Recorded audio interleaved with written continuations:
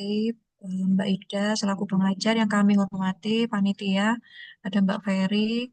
Mohon maaf untuk rekan kami yang lain seperti Mas Fandi dan Pak Green. Kita bagi tugas adik-adik. Kebetulan hari ini kan pembukaan periode 8 ya. Jadi teman kami yang 2 orang itu suruh menghandle di angkatan 43. Karena ya bagi tugas itu nggak mungkin kita satu orang Zoom dua gitu ya. Jadi kita bagi tugas saja 4 orang dibagi dua-dua. Yang kami hormati pula adik-adik yang saat ini alhamdulillah selalu dalam keadaan sehat, selalu semangat mengikuti Latsar CPNS Balai Diklat Keagamaan Semarang tahun anggaran 2025. Hari ini insya Allah sudah memasuki hari ke-12 tanggal 26 Agustus tahun 2025 dengan materi sesi pertama, karena kebetulan hari ini juga yang periode 7 itu seminar, seminar hari kedua. Eh, periode berapa ya? Saya tuh sampai lupa periode 4 itu seminar. Itu ketahuan. Iya, yang periode 4 kan seminar ya, tapi Mbak Ida ya. Jadi Iya, Bu betul. Idanya harus moderator di seminar. Sehingga mundur untuk jam pertemuan kita. Alhamdulillah pada hari ini adik-adik akan menerima materi pembelajaran kelompok 1, 2, 3, 4 untuk agenda 3 kedudukan dan peran PNS untuk mendukung terwujudnya smart government sesuai dengan ketentuan peraturan perundang-undangan. Terjadwal 5 JP, tapi karena situasi dan keadaan pokoknya nanti ini aja lah ya, ngikut Bu Ida karena juga terjadwal ada coaching gitu, bimbingan rencana aktualisasi 2 JP, dan semua coach sudah terkonfirmasi pukul 15.00. Ada Bu Amiroh, kemudian Mbak Ida juga, kemudian Bu Rizka, semua sepakat di pukul 15.00. Untuk Bu Katam sudah maju kemarin, Mbak. Beliaunya kan bersiap ya, maju-maju gitu. Udah dari kemarin maju-maju. Kemudian izin mengingatkan lagi untuk besok terjadwal evaluasi akademik mohon dikerjakan adik-adik dengan sebaik-baiknya, patuhi ketentuan dan jangan upload di luar ketentuan ya adik-adik, takutnya linknya sudah ditutup, adik-adik tidak bisa upload untuk jawaban evaluasi akademik. Mungkin itu adik-adik sedikit pengantar dari kami panitia, kurang lebihnya mohon maaf, selebihnya kepada Bu Ida kami silakan. Ya, terima kasih Kakak Lulu, Mbak Lulu atas pengantarannya. Baik, saya ingin menyapa semua teman-teman. Assalamualaikum warahmatullahi wabarakatuh. Waalaikumsalam Waalaikumsalam warahmatullahi warahmatullahi wabarakatuh. wabarakatuh. Selamat siang, salam sejahtera untuk kita Siang. semua. Om Swastiastu, Namo Buddhaya, salam kebajikan. Senang sekali saya hari ini bisa bertemu teman-teman semua dari kelompok 1 full sampai dengan kelompok 4 peserta Latsar CPNS Kementerian Agama angkatan ke-31. Ini sudah separuh jalan ya Mbak Lulu, dari 65 angkatan rupanya ini sudah masuk di nominal 30-an ini ya. Dan nah rupanya ini tadi saya minta maaf ya teman-teman, rupanya tadi saya salah masuk link ya, link kelas sebelah. Saya kira ini untuk sesi kali ini angkatan 31, ternyata saya merujuk ke panitia yang berbeda dan saya salah kamar. Seperti tadi Bu Lulu ya, kita kadang masih suka ketukar-tukar ini periode berapa begitu. Namun yang pasti dalam setiap sesi sinkronus baik dengan saya maupun dengan media Iswara yang lain, kami dari PDK Semarang berkomitmen untuk menyelenggarakan pembelajaran sesuai dengan apa yang diarahkan oleh Lembaga Administrasi Negara. Jadi ya, hari ini saya harap semua teman-teman semuanya sehat. Sehatkah semuanya? Saya ingin lihat Sehat, senyumnya yang paling Alhamdulillah. lebar Alhamdulillah. ini. Alhamdulillah, Bu. Bu Alhamdulillah Selatan sehat, nih Bu. senyumnya lebar nih, Mbak Ratih juga. Aduh, saya ingin semuanya senyum. Entahlah ini di tempat dimanapun, entah di madrasah, di kantor, senyum-senyum semua di depan laptop gitu ya. Ah, lepaskan semua ketegangan, misalnya nanti. habis ini apa ya, habis ini bikin rancangan aktualisasi dan lain-lain, nanti ada saatnya ya. Hari ini adalah pembelajaran sinkronus ketiga, sejatinya adalah sinkronus terakhir dari agenda 3, sekaligus sinkronus terakhir dari agenda 1, 2, 3. Karena setelah hari ini, setelah jam ini nanti teman-teman sah masuk ke agenda 4 yang mana nanti akan diampu oleh masing-masing coach. Jadi setiap satu kelompok satu coach begitu ya. Kemarin sudah bertemu kan untuk coaching agenda. Nah, hari ini nanti ini hari ke-12 mulai sah teman-teman masuk ke agenda 4. Namun sebelum masuk ke agenda 4, izinkan ini saya bertugas mengantarkan Anda semua ke pintu gerbang agenda 4 untuk mengelola pembelajaran di agenda 3 agar nanti teman-teman semuanya harapannya adalah lebih siap, lebih paham begitu ya untuk bisa menyusun rancangan aktualisasi bersama masing-masing coach. Baik, pembelajaran hari ini eh, tidak bisa maksimal sesuai jadwal, harusnya kita 5 JP.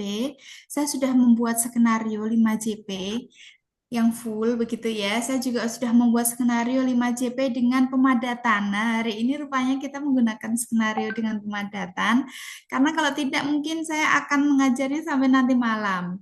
Nah, hari ini ada seminar selesai pukul 12, harusnya seminar itu 10 JP. Kemudian 5 JP ini kan berarti 15 ya.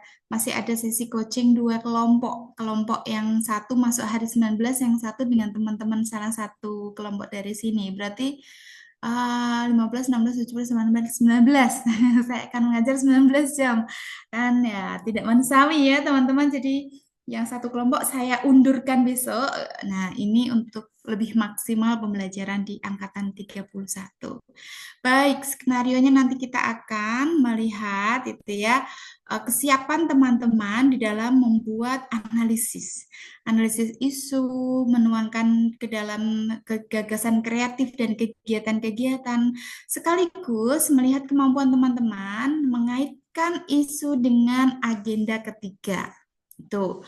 Selain itu nanti kita ada penguatan kalau masih ada waktu mengenai Smart ASN itu sendiri karena sesungguhnya Smart ASN ini yang diharapkan menjadi gagasan kreativitas teman-teman untuk melakukan inovasi dan pembaruan di tempat kerja masing-masing. Nah, ini nanti diawali juga dengan brainstorming seperti sebelum-sebelumnya.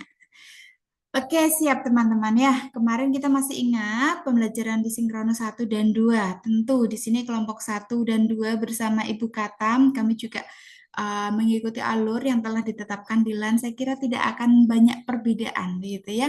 Kemarin kita sudah membahas tentang di sinkronus pertama. Kedudukan dan peran PNS untuk mewujudkan smart governance. Itu nama agenda 3 kita.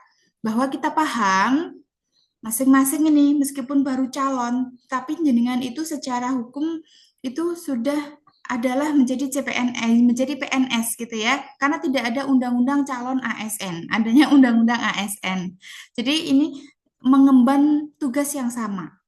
Tahu kedudukannya, tahu perannya sebagai PNS. Kemudian untuk mewujudkan smart governance sehingga pemerintah itu bisa hadir lebih dekat kepada masyarakat, bisa hadir lebih cepat menjawab persoalan yang dihadapi masyarakat. Kira-kira seperti itu. Dan menampilkan kinerja yang lebih bermutu dengan cara yang transparan, terpantau, akuntabel, dan dapat dipertanggungjawabkan. Nah, di pembelajaran pertama, saya berikan ingat-ingat lagi ya teman-teman, amanat pembelajaran agenda 3 adalah pada kemampuan berpikir kritis terhadap kondisi yang dihadapi di unit tugasnya masing-masing. Maka dari itu, Widya Iswara membekali teman-teman semuanya dengan penugasan yang seabrek. Learning journal, analisis kelompok, learning journal lagi, analisis individu, dan hari ini teman-teman akan diminta untuk membuat atau upload video aku, instansiku, dan rencana kontribusiku untuk mewujudkan smart governance itu tadi. Nah, kita ingat-ingat itu ya. Nah, peta jalan atau timeline agenda 3 seperti itu. Nih, sudah 40 peserta, lengkap sekali. Ini bersama saya dan Mbak Lulu jadinya 42. Saya ingin mengajak teman-teman semuanya untuk melihat gitu ya, melihat ke depan, melihat atau mengarahkan visi kita ke depan. Karena memang kan waktu ini berjalan gitu ya, berjalan terus bergulir. Kita selalu dihadapkan pada sebuah istilah bahwa PNS harus mampu beradaptasi, menjawab tantangan zaman begitu ya. PNS diminta bisa menjaga integritas, menghadapi berbagai godaan dan ancaman. PNS diharapkan ya tadi adaptif begitu ya, inovatif. Lah, sebetulnya adaptif itu bagaimana sih? Inovatifnya itu ke arah mana gitu ya. Nah, kita harus melihat nanti diri kita 10 tahun lagi harus menjadi seseorang yang bagaimana. Itu bisa nggak teman-teman memimpikan atau membayangkan? Kalau saya dulu nggak ngerti ya, saya tahun 2010 mengikuti diklat prajabatan. Diklat prajabatan waktu itu yang saya alami semua, waktu itu sudah ada digitalisasi tetapi dalam skop yang jauh lebih sederhana. Kemana-mana kalau kita berkirim surat masih manual, saya masih ingat cara melipat surat yang terstandar gitu ya. Cara melipat surat yang terstandar. Saya masih ingat cara mengetik surat dengan kop. Itu kopnya sudah berbeda sendiri. Itu tidak kita ketik di situ, kopnya sudah berbeda sendiri, kertasnya sudah pakai kop seperti itu. Dan saya tidak bisa membayangkan ternyata beberapa tahun kemudian hal-hal seperti itu sudah tidak ada. Hal-hal yang manual-manual itu tidak ada. Sekarang mesin Veximail teronggok di pojokan, tidak ada yang menyentuh, tidak ada yang menggunakan, bahkan pesawat telepon kantor gitu ya, yang 10 tahun yang lalu masih berdering, saya tidak tahu kapan dia berhenti berdering tahun-tahun ini.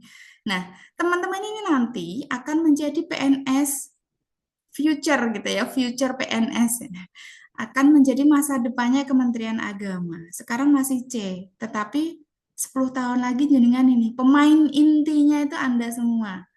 Nah, saya ingin teman-teman mencoba membayangkan sosok ASN di tahun 2045 yang konon mimpi kita akan menjadi Indonesia emas, itu ASN-nya tuh bagaimana gitu ya. Apakah saat itu ASN-nya sudah pakai antena, sudah tidak pakai HP lagi, sudah tidak pakai laptop lagi, tinggal difikirkan, ting, itu idenya sudah muncul di sini atau bagaimana? Nah, saya akan ngajak teman-teman untuk mencoba menuangkan gagasannya, mimpinya, begitu ya. Di sini saya sudah menyiapkan Mentimeter. Saya akan kopikan linknya. Present, teman-teman silahkan bergabung. Bisa menggunakan link yang saya letakkan di meeting chat. Bisa bergabung menggunakan menti.com, gunakan kode 45720404. Aduh, sudah ada 4 bergabung. Terus bertambah 10. Nah, 12. Sebutkan 3 kata yang menurut Anda mendeskripsikan Smart ASN tahun 2045. 3 kata. 3 kata itu nanti satu-satu ya, teman-teman ya. Satu kata submit. Satu kata, oh ada langsung 3 kotak juga nggak apa-apa. Langsung submit. 3 kata untuk mendeskripsikan Smart ASN tahun 2045.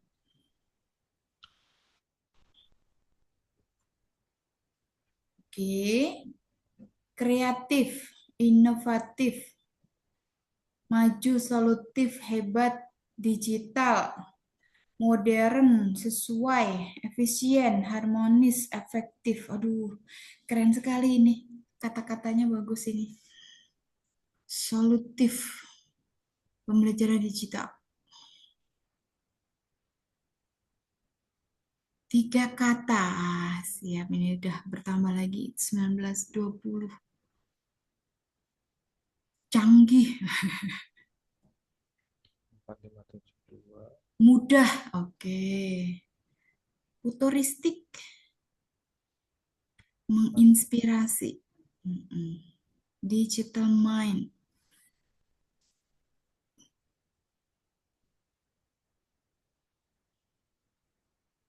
visioner. Oke, aduh, udah 37 yang bergabung, separuh lebih udah mengisi. Kita masih menunggu teman-teman yang lain.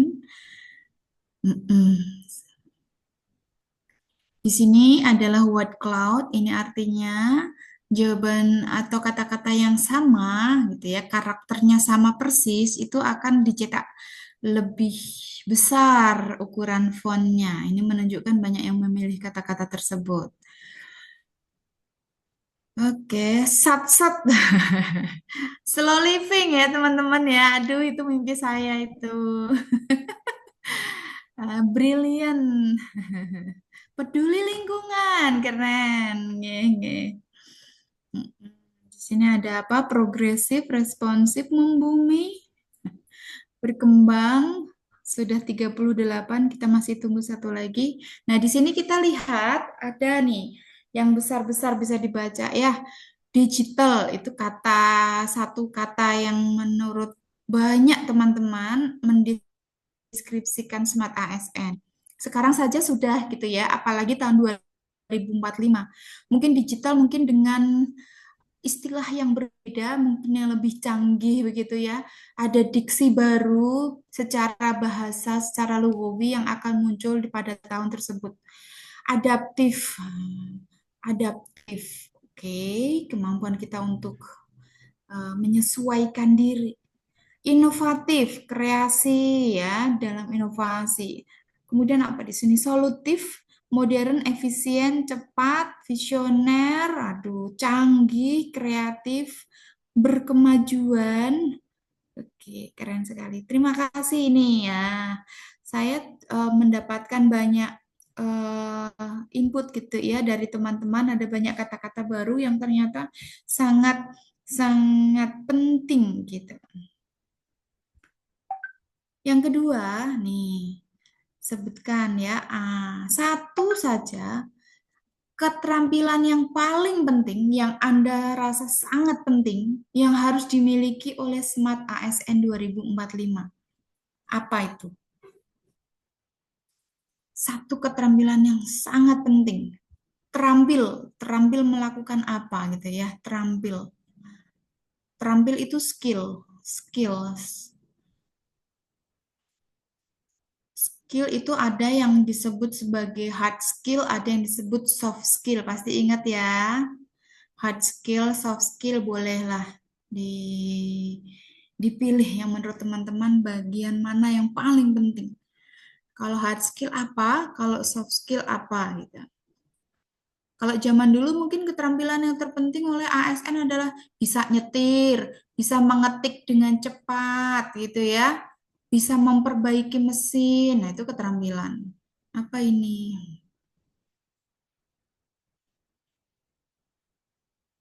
Zaman-zaman manual dulu itu namanya skill itu ya kita harus kursus gitu, kursus mendatangi lembaga-lembaga kursus. Tetapi sekarang rupanya untuk meningkatkan keterampilan itu banyak kanal yang bisa kita masuki. Nah, sudah hampir separuh. Berpikir sistematik, oke, teguh pendirian. Nah, ini termasuk soft skill ya.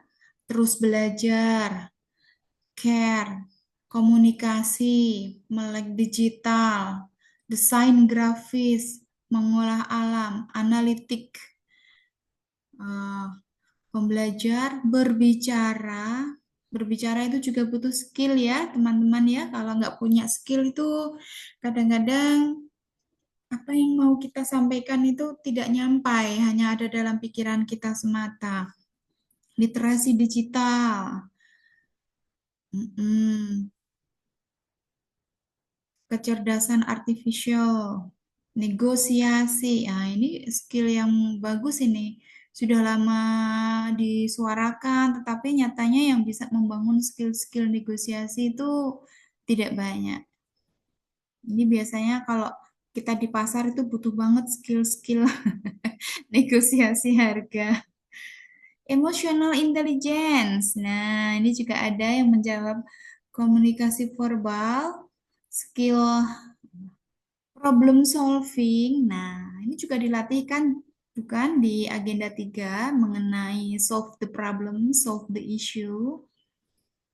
Public speaking, melek digital, komunikasi ya. Skill teknologi, apalagi ini. Aplikasi-aplikasi online. Nah, oke, nah ini ya. Ya boleh dong nanti kalau sudah selesai ini bisa saya eh, cek gitu ya untuk teman-teman. Bisa nanti sambil di screenshot oleh teman-teman seperti ini loh. Keterampilan yang harus dimiliki Smart ASN. Maka keterampilan-keterampilan ini tidak mungkin terbentuk dalam waktu kita menjentikkan jari simsalabim, klik langsung kita punya, tidak. Tetapi ini perlu namanya latihan dan terus untuk diasah begitu. Skill ini eh, butuh untuk namanya kita punya endurance gitu ya, istiqomah untuk mengasah keterampilan-keterampilan ini. Oke, bisa kita beralih ke slide berikutnya. Nilai apa yang paling relevan untuk ASN di masa depan nih, teman-teman ya? Kita kan punya namanya nilai. Nilai-nilai itu yang sekarang kita kantongin di masa depan yang paling relevan tuh nilai apa sih? Kadang-kadang orang nilai apa yang Anda junjung? Oh, kejujuran. Saya menjunjung tinggi nilai ramah tamah, keramahan, atau nilai apa ya? Toleransi, nilai profesionalitas. Saya menganggap di masa depan yang paling penting adalah nilai keteladanan gitu ya. Setiap orang bisa menjadi teladan, tidak harus dia menjadi seorang pemimpin. Nilai ya. Nilai itu sesuatu yang luhur yang kita junjung, yang kita letakkan sebagai jangkar ketika kita bersikap. Nilai apa ini? Oke. Nilai etika, nilai ikhlas, nilai sosial, nilai beretika, profesionalitas, harmonis, beradab, pelayanan publik, apalagi ini ya. Kolaboratif, ikhlas beramal. Wih, ikhlas beramal ini ya. Kita kemenak ini. Kemudian kemanusiaan ya, berketuhanan. Di masa depan jangan sampai nih Indonesia tidak lagi bertuhan begitu. Apalagi ini? Kesetaraan. Wah, keren ini. Variatif sekali teman-teman ya membuatnya. Nasionalisme, oke, jujur, etika, kebersamaan, kesopanan, waduh bagus ini. Transparan, keadilan, ya keadilan kesetaraan itu hal-hal yang sangat fundamental. Tanggung jawab, berakhlak, jujur, toleransi, adaptif, kolaboratif, kejujuran. Ini rupanya yang paling banyak dijawab oleh teman-teman adalah integritas, toleransi, adaptif, kejujuran, tanggung jawab. Integritas itu ya teman-teman sesungguhnya bukan satu warna gitu. Kadang-kadang mana dong integritasnya misalnya ya ketika kita menjadi pelayan publik. Orang, saya nggak usah mengatakan orang ya, diri saya sendiri biar gampang ya. Saya bisa mengatakan di sini, saya menjunjung tinggi integritas saya sebagai ASN. Saya akan jujur, saya bilang A, saya mengatakan A, maka saya akan melakukan A. Kalau saya mengatakan B, saya akan melakukan B. Saya anti suap, maka saya tidak mau menerima suap. Saya bilang disiplin itu penting, maka saya hadir tepat waktu. Integrity, ya teman-teman ya. Namun, integritas itu bukan tanpa halangan. Integritas itu kadang-kadang tidak selamanya tegak berdiri. Kadang-kadang integritas itu redup, kadang nyala terang, kadang meredup. Tapi jangan sampai mati ya nyala integritas ini. Karena apa? Sesungguhnya untuk menegakkan integritas itu, saya misalnya harus menghadapi yang namanya apa? Satu godaan. Kalau bisa melawan godaan dan tetap menegakkan integritas, keren. Berarti nilai integritasnya sudah teruji. Namun, godaan saja tidak cukup, teman-teman. Ya, kadang-kadang tidak godaan, yang datang adalah ancaman. Kalau kamu nggak mau begini, keluar dari kantor ini. Atau saya mutasi kamu ke Papua Nugini atau ke Timor Leste, kan nggak mungkin ya. Nanti saya mutasi kalau kamu tidak mau menerima ini seperti teman-teman. Itu artinya integritas itu diuji tidak hanya dengan godaan, namun juga dengan ancaman. Nah, ini hal-hal yang mungkin di masa depan akan terjadi. Banyak sekali tantangan-tantangan yang sekarang ada di depan mata kita, yang sudah bisa kita list, yang sudah bisa kita data, begitu ya. Namun, seiring waktu berjalan, hal-hal yang belum terjadi itu ada banyak sekali. Maka termasuk di sini nih, guru-guru nih ya, guru-guru ini punya tanggung jawab untuk mendidik anak-anak agar mampu menghadapi persoalan yang sekarang belum ada, agar mereka mampu bertahan di zaman yang sekarang belum terbayangkan. Maka saya juga posisinya ini hampir sama nih, tidak sama persis ya. Tetapi saya dalam posisi mengajak teman-teman untuk membayangkan bahwa di masa depan kita menjadi ASN itu harus tetap menjunjung satu nilai yang kita yakini akan kita pegang teguh, mengembangkan skill atau keterampilan yang memungkinkan kita semuanya untuk survive, untuk bisa bertahan, begitu ya, untuk mewujudkan smart ASN itu sendiri. Nah, kita beralih ke slide yang ketiga. Saya ingin teman-teman memilih ini ya, keterampilan mana berikut ini yang paling penting untuk Smart ASN 2045. Apakah tentang literasi digital dan AI, ataukah integritas dan etika kerja, ataukah kolaborasi lintas sektor, ataukah kepemimpinan adaptif, ataukah inovasi dan problem solving? Wah, ini naik turun, naik turun.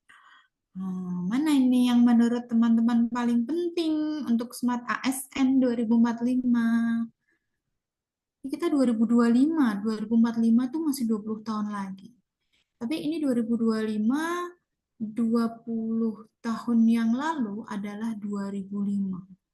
Dunia saat 2005 dengan dunia saat 2025 ini bedanya banyak sekali. Karena saya pernah hidup di era itu. Teman-teman juga ya, mungkin masih balita-balita ini ya, 2005 ya. Saya sudah selesai kuliah.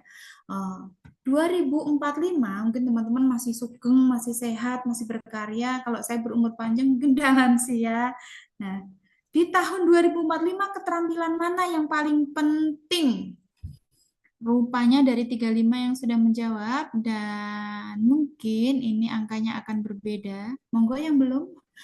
Yang pertama sementara ini adalah skill inovasi, skill problem solving. Ya, problem solving nanti tadi sama inovasi muncul ya di slide nomor 2. Kemudian di sini posisi kedua memilih integritas dan etika kerja.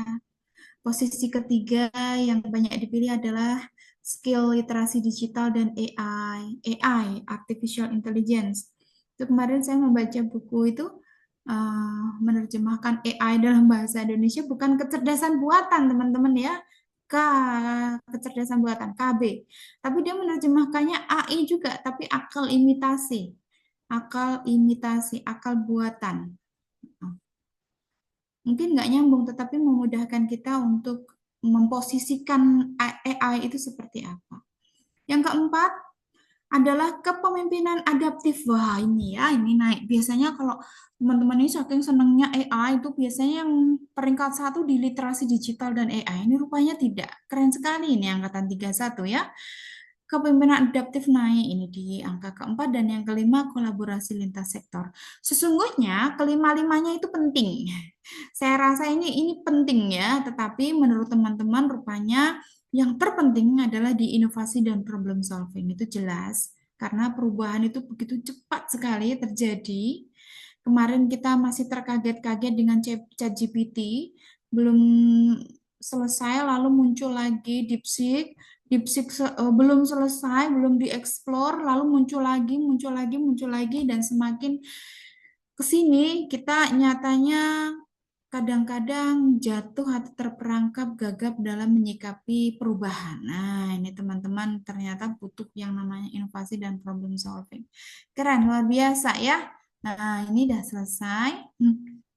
Dengan mencoba membayangkan ya, memvisualisasikan diri kita di tahun 2045 itu mau menjadi sosok seperti apa, saya berharap teman-teman ini eh, nanti memiliki apa ya, mimpi bahwa pengabdian kita sebagai ASN itu akan terus diuji sepanjang masa.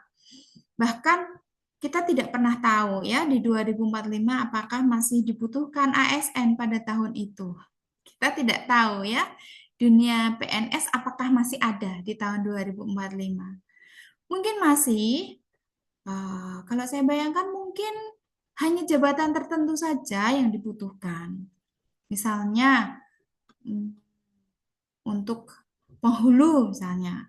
Boleh jadi tahun-tahun mendatang di tahun 2045 sudah tidak butuh banyak penghulu di setiap KUA. Mungkin cukup satu penghulu di satu kabupaten gitu sehingga yang mau menikah massal aja diselenggarakan di mana kecamatan A nanti di hari sekian, jam sekian sampai jam sekian. Di alun-alun kabupaten nanti menikahnya massal di situ dan sebagainya. Kita tidak pernah tahu. Karena tuntutan-tuntutan zaman tuh semakin berubah. Oke? Semakin berubah.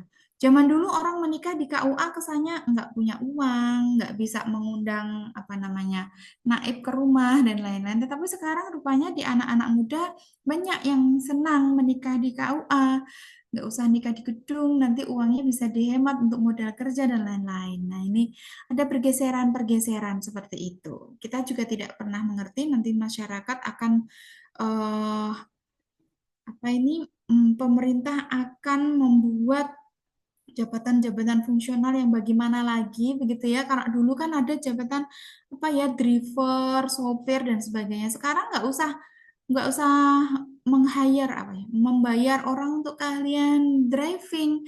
Rata-rata semua pekerja sekarang sudah bisa nyetir gitu ya. Sekarang kantor tidak perlu beli mobil.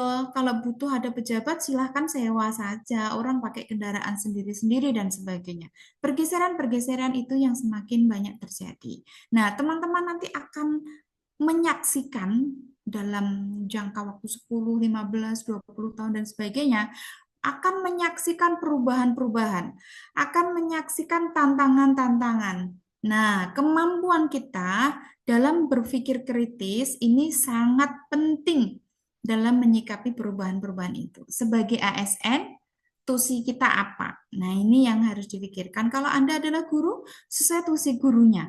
Kalau Anda penghulu, sesuai tusi penghulunya. Penyuluh, sesuai tusi penyuluh. Prakom, prahum, auditor, dan lain sebagainya memiliki gambaran dan deskripsi tugasnya masing-masing. Nah, saya ingin melihat, ini teman-teman kemarin bagaimana ini untuk penugasan LK5 ya. Saya boleh untuk dibantu untuk presentasi ya, teman-teman ya, apapun hasilnya nanti kita saksikan sama-sama. Saya mau dari kelompok 1, 2, 3, 4 tengah-tengah. Kelompok 3 dulu. Kelompok 3. Deng deng deng deng deng deng deng. Siapa ini kelompok 3 yang mau menjadi relawan? Jangan langsung begini. Aduh, ngumpet. Kelompok 3. Kelompok 3 siapa? Mas Zimamul Wafi bisa? mempresentasikan LK5-nya.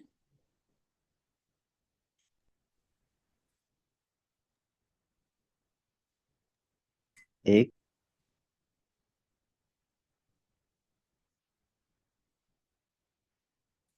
Mic-nya masih off, Mas? ya, baik Bu. Iya. Sebentar.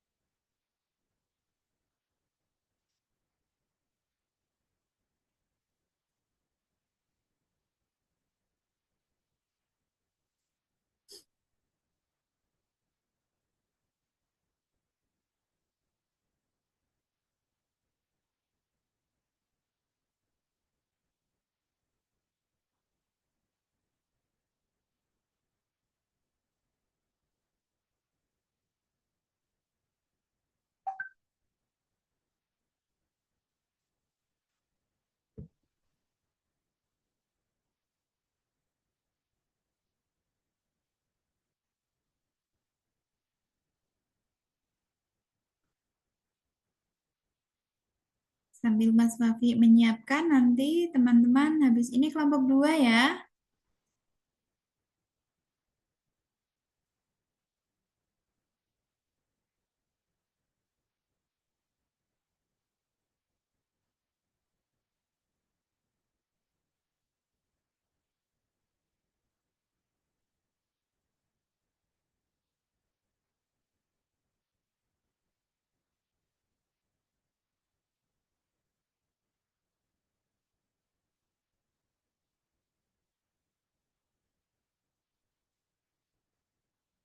Sebentar Bu, ada kendala. Oh iya, ada kendala ya. Tapi bisa diusahakan atau nggak bisa? Kalau nggak bisa, nanti saya ke yang lain. Tapi yang lain dulu Bu. Yang lain dulu. Oke, Mbak Rati, silakan Mbak Rati. Benar. Oke, baik Bu, izin share. Grogi aku.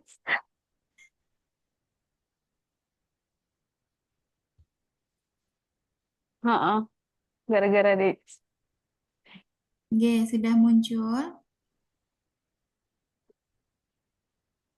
Baik, Ibu izin untuk LK5 tugas individu asinkronus 2.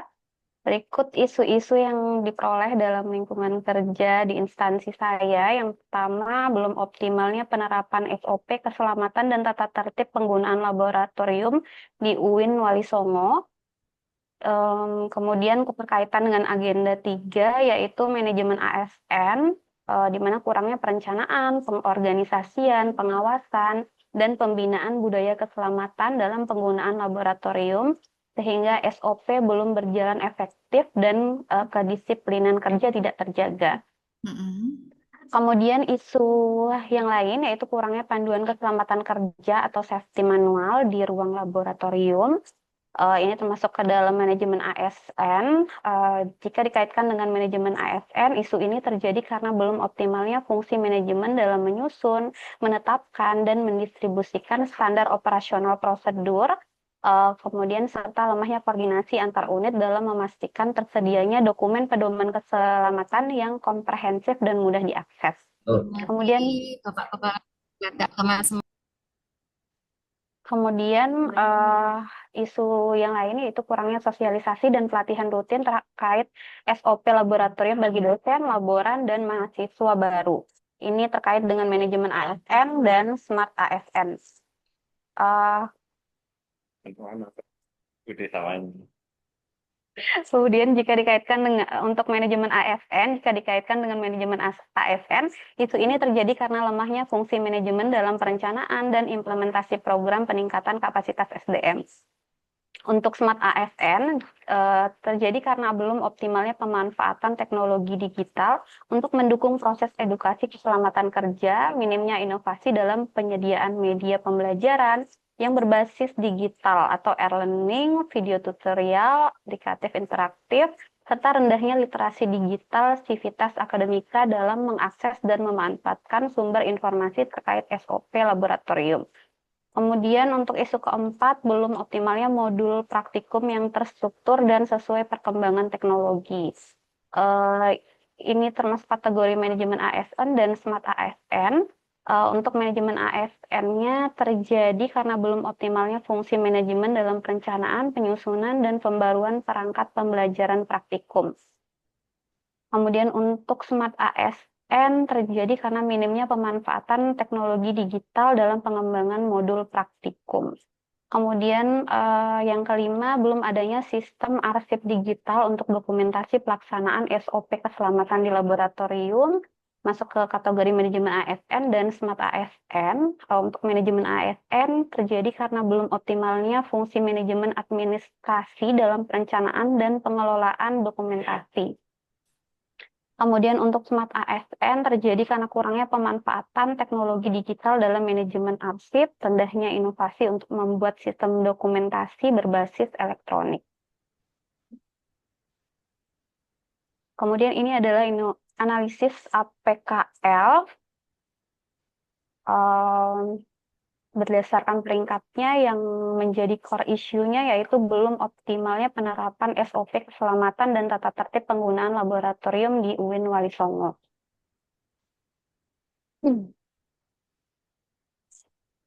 Kemudian berikut analisis fishbone. Untuk dari segi yaitu mahasiswa kurang disiplin menggunakan APD, kemudian kurangnya pengawasan penerapan SOP, kurangnya pemahaman resiko bahaya laboratorium.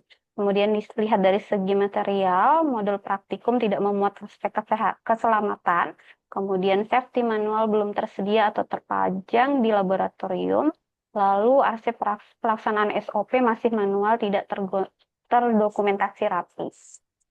Kemudian dilihat dari metode, SOP belum tersosialisasi dengan baik, tidak adanya briefing rutin sebelum praktikum, kemudian tidak ada evaluasi kepatuhan SOP secara berkala. Untuk lingkungan, belum ada sistem monitoring dan reward punishment, kemudian budaya keselamatan kerja safety kulturnya belum terbentuk, lalu lingkungan kerja dianggap aman sehingga resiko keselamatan disepelekan. Sehingga core issue yang akan diambil adalah belum optimalnya penerapan SOP keselamatan dan tata tertib penggunaan laboratorium di UIN Wali Songo. Lalu untuk matriks kegiatan Pemecahan isunya belum ada ya Mbak Ratih ya? Gimana Bu? Gagasan pemecahan isunya belum dibuat ya? Gagasan pemecahan isunya yaitu pembuatan SOP keselamatan dan tata tertib penggunaan laboratorium di UIN Wali Songo. Itu nanti outputnya yang terbuat adalah SOP K3-nya gitu Bu. Iya belum di ini ya Bu. Dicantumkan ya seharusnya Bu ya. Iya, oke nggak apa-apa di matriksnya. Di matriksnya yaitu kegiatan untuk gagasan pemecahan isu di bagian sini bukan ya Bu? Mohon maaf. Nggak apa-apa, nanti dilengkapi saja. Oke, baik. Kemudian untuk kegiatan yang akan dilakukan, yang pertama adalah mengidentifikasi potensi risiko keselamatan kerja di laboratorium biokimia.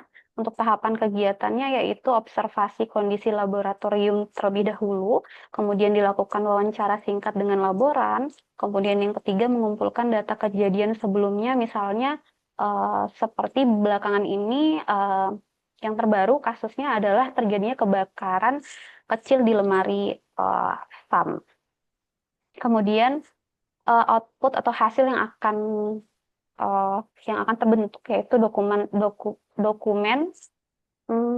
dokumen SOP sebelumnya, kemudian catatan hasil koordinasi, daftar dokumen kebutuhan, dan catatan hasil identifikasi risiko laboratorium. Kemudian adapun keterkaitan nilai core value ASN berakhlak dilihat dari berorientasi pelayanan, yaitu dengan mengidentifikasi risiko keselamatan, saya memberikan layanan terbaik bagi mahasiswa, dosen, dan laboran agar kegiatan laboratorium berlangsung aman dan nyaman. Kemudian untuk accountable, bertanggung jawab dalam mengidentifikasi fakta. Kemudian untuk kompeten, kegiatan ini menuntut saya memahami prosedur keselamatan kerja di laboratorium serta mampu mengkaji potensi bahaya kimiawi sehingga menunjukkan peningkatan kapasitas teknis.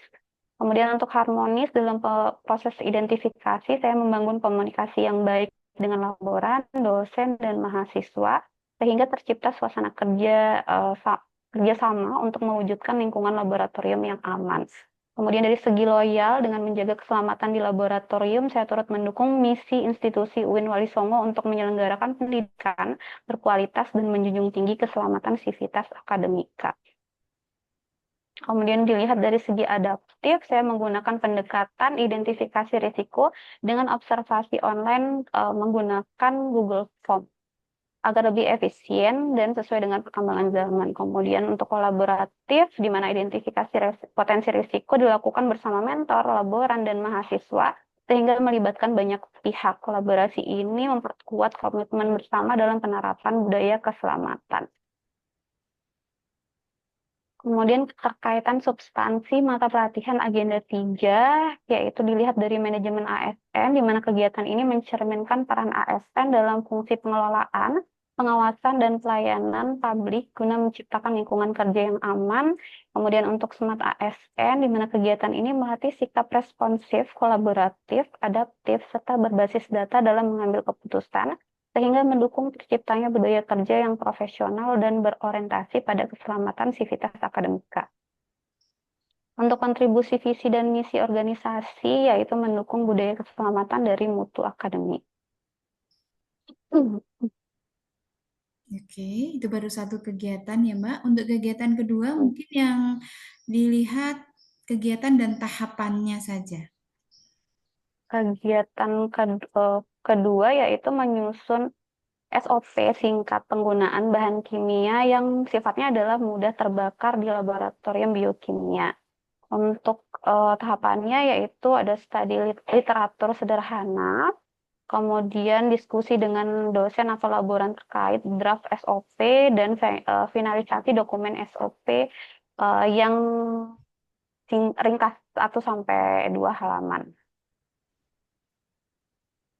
Oke, kemudian untuk kegiatan yang ketiga adalah membuat poster atau infografis keselamatan kerja di laboratorium biokimia. Untuk langkah kerja atau tahapan kerjanya yaitu mendesain poster sederhana, misalnya menggunakan Canva atau aplikasi yang lain. Kemudian review desain bersama mentor dan mencetak poster ukuran 3. Poster yang akan dibuat mungkin 2 atau 3 gitu. 2 kayaknya. Kemudian untuk kegiatan yang keempat, melaksanakan sosialisasi SOP ke mahasiswa yang praktikum di laboratorium biokimia. Kemudian tahapannya adalah koordinasi dengan dosen pengampu praktikum, menyampaikan sosialisasi singkat sekitar 10-15 menit, dan adanya dokumentasi kegiatan sosialisasi. Kemudian tahapan yang terakhir, kegiatan yang terakhir adalah mengevaluasi atau melakukan monitoring atau evaluasi kepatuhan mahasiswa terhadap SOP laboratorium. Untuk tahapannya yaitu observasi perilaku mahasiswa setelah diadakannya sosialisasi, lalu membandingkan kondisi sebelum dan sesudah sosialisasi, kemudian mendiskusikan hasil dengan mentor, lalu menyusun laporan hasil evaluasi. Mungkin begitu Ibu untuk tugas saya pada LK5. Terima kasih. Wassalamualaikum warahmatullahi wabarakatuh. Waalaikumsalam warahmatullahi wabarakatuh. Terima kasih Mbak Rati. Jangan di close screen dulu ya. Siap-siap, Di Bu. scroll naik di matriks pertama. Nggak di matriksnya. Ya. Nah ini ya. Di sini kan ada 7 kolom. Nomor kegiatan, tahap, output, keterkaitan core values, substansi agenda 3, dan kontribusi visi misi organisasi.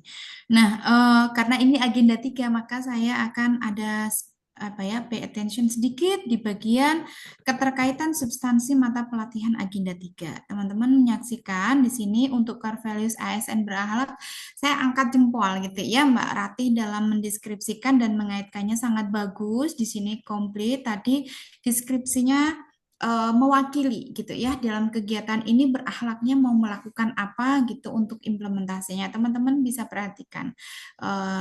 Nanti ini ya untuk keterkaitan dengan agenda 3 di sini yang saya boleh sebut sedikit ya, mungkin belum belum kena gitu. Misalnya di bagian manajemen ASN. Kemarin untuk kelompok 3 dan 4, sebelum materi berakhir, saya ada review sejenak tentang modul. Jadi ini keterkaitan substansi mata pelatihan agenda 3, baik manajemen ASN dan smart ASN itu terkait betul dengan modul. Manajemen ASN ini bukan hanya dalam pengelolaan, pengawasan, perencanaan gitu ya, tetapi lingkupnya apa? Satu, peran kita sebagai ASN. Peran kita sebagai ASN masih ingat teman-teman? Yang pertama, ya, Undang-Undang Nomor 20 ya. Yang pertama sebagai pelaksana kebijakan publik, yang Kebijakan. kedua sebagai pelayan publik, yang ketiga sebagai perekat dan pemersatu bangsa. Itu peran kita. Itu ada dalam sebuah kantong kecil gitu ya, yang nanti kalau kita lupa kita tengok kantong itu. Oh iya, peran saya ini. Terus yang kemudian yang kedua, dalam pengelolaan ASN itu kita tahu bahwa di dalam Undang-Undang 20 itu ada namanya hak, ada namanya kewajiban, ada yang namanya kode etik, ada yang namanya kode perilaku. Nah, manajemen ASN ini cakupannya ke arah sana. Dalam Undang-Undang 20 itu. Pengelolaan kinerja, lalu apa? Sistem merit, gitu ya. Jadi membahasakannya agar kita makin paham ya bahwa di substansi agenda ketiga ini bukan yang disebut manajemen adalah dari para perencanaan, pengelolaan, pengawasan, monitoring, evaluasi, perencanaan ulang itu kan manajemen dalam lingkup yang umum, tetapi masuk dalam Undang-Undang 20 tahun 2023 ini. Sehingga misalnya boleh teman-teman nanti ini mengaitkan dengan peran kita sebagai ASN, misalnya, oh dalam hal ini saya memposisikan diri sebagai pelaksana kebijakan publik karena ada regulasi yang mengatur bla bla bla bla begitu. Jadi saya memposisikan diri sebagai pelayan informasi kepada publik dengan mensosialisasikan misalnya tadi ya, mensosialisasikan itu adalah kita berperan sebagai pelayan informasi kepada publik, kepada masyarakat yang menjadi sasaran layanan kita. Atau gitu, perekat pemersatu bangsa. Tentu itu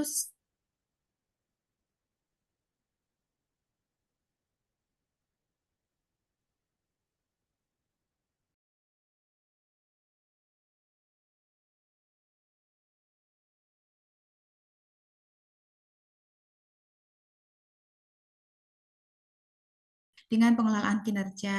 Kalau ini kaitannya dengan reward punishment sebagai ASN,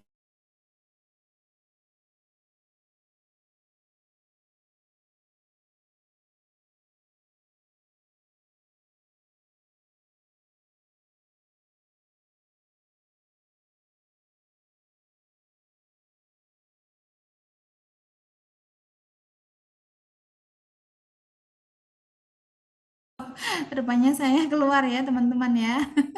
Ngapunten ini. Aduh. Ya, ini kan tentang alur kerja. Terima kasih karena Mbak Rati sudah mengawali. Ini sangat bagus sekali. Mungkin hal-hal yang perlu di nantinya kalau misalnya mau lebih dimaksimalkan adalah di keterkaitan agenda 3. Yang mana ini oleh Mbak Rati juga diangkat di tabel pertama ya Mbak, di LK5 tabel pertama sumber isunya manajemen ASN, kemudian keterkaitannya itu nanti akan jauh lebih dipertajam. Karena nanti di dalam membuat rancangan aktualisasi, teman-teman, kemampuan peserta latsar dalam mengaitkan isu dengan agenda 3 itu masuk dalam salah satu penilaian dengan bobot yang besar gitu. Yang kedua dapat mengaitkan dengan core values berakhlak. Yang ketiga adalah gagasan alternatif pemecahan isu dapat diturunkan kepada kegiatan dan tahap yang runtut dan sistematis. Nah, ini kaitannya dengan rancangan aktualisasi ke sana. Terima kasih Mbak Rati, ini boleh di-close. Terima kasih Bu. Ya, Izin sama-sama. close. Ya, thank you. Ini untuk yang kelompok 3 ya. Kita ke kelompok 2 nih. Kelompok 2 siapa nih yang mau menjadi relawan atau relawati? Tadi sudah ladies ya, Ladies. sekarang mas-mas deh, kelompok 2. Izin saya, Di Bu. sini ada Mas Muhammad. Oh, Rizkon, Abu Muhni Rizkon, jenengan Mas. Beres, Bu. Iya, silakan.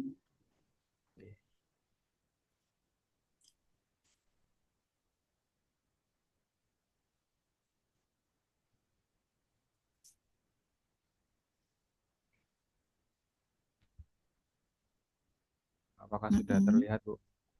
Iya, ongoing proses. Izin, nggih? Belum. Mm-mm. Iya, sudah muncul Mas. Oke, Assalamualaikum warahmatullahi wabarakatuh.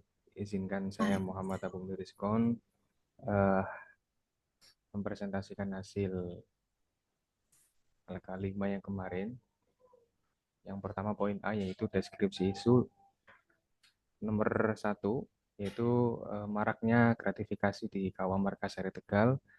Ini terkandung dari sumber isunya adalah manajemen ASN. Deskripsinya itu mengenai kode etik ASN yaitu sanksi tegas.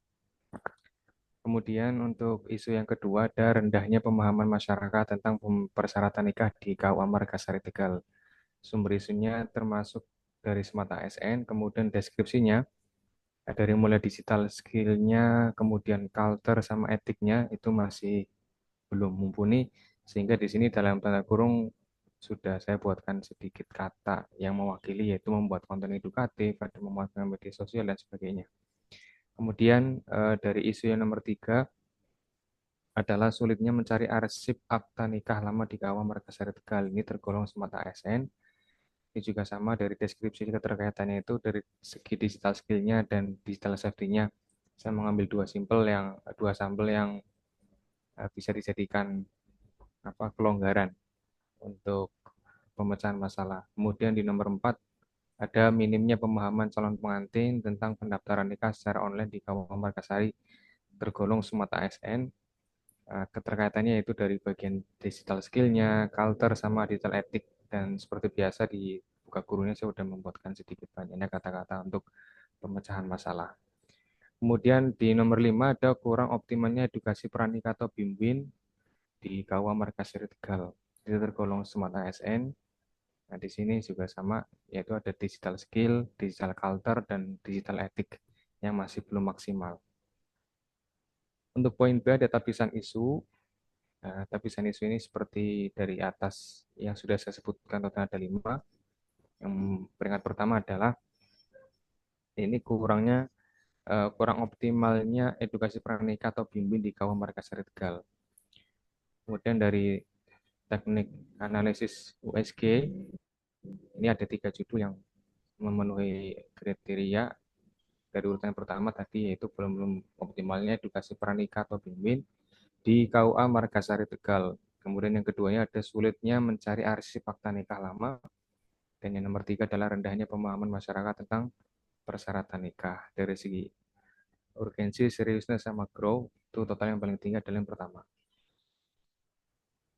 Kesimpulan dari hasil analisis isu melalui pendekatan tersebut yang sudah disebut di atas adalah saya mengambil judul belum optimalnya edukasi pranikah atau bimbing terhadap jatin di Kawah Margasari Kabupaten Tegal. Kemudian ini ada dari Fishbone, diagram Fishbone, main metode sama material saya ambilkan sedikit dari kepalanya dulu, yaitu belum optimalnya edukasi pranikah. Penyebab yang pertama dari main, ada yang pertama dari pihak masyarakat atau jatinnya itu masih belum sadar bahwa BIM itu penting gitu loh gitu. Kemudian dari segi metodenya ada yang tidak adanya evaluasi efektif untuk mengukur keberhasilan bimbingan. Salah satunya. Kemudian dari segi materialnya dari isi yang terlalu teoritis dan yang biasanya bikin ngantuk. Jadi setting itu seakan-akan buat formalitas. Kemudian dari segi milieu atau lingkungan ada anggapan bahwa BIM itu ribet dan menyusahkan. Ada yang mengatakan rata-rata kayaknya ribet temen sih pan bojo bekayong BIM bae kayak gitu. Kemudian ada juga yang mengatakan tingkat pendidikan di daerah sini adalah masih rendah. Artinya untuk sekolah ke jenjang lebih tinggi itu masih sangat-sangat kurang. Kemudian di bagian C ada gagasan dan kegiatan pemecahan core isu. Di sini saya mengambil judul adalah optimalisasi bimbingan perkawinan melalui pendekatan personal dan interaktif terhadap calon pengantin di KUA Kecamatan Margasari. Saya jelaskan dari sisi aspek personal atau individu, yaitu saya nanti akan membuat kuesioner individual. Ini bentuknya adalah aplikasi. Nanti dari kuesioner ini akan didapatkan kesimpulan ataupun identifikasi profil kebutuhan spesifik. Baru nanti ada namanya sesi konseling. Nah, ketiganya ini berurutan dan saling berkaitan, dan di kuesioner sama profil kebutuhan spesifik itu nanti sudah saya buatkan aplikasi khusus untuk itu. Kemudian kenapa ada unsur interaktif? Maksudnya interaktif itu pengisian kuesioner bentuknya aktif sama ada akses materi mandiri.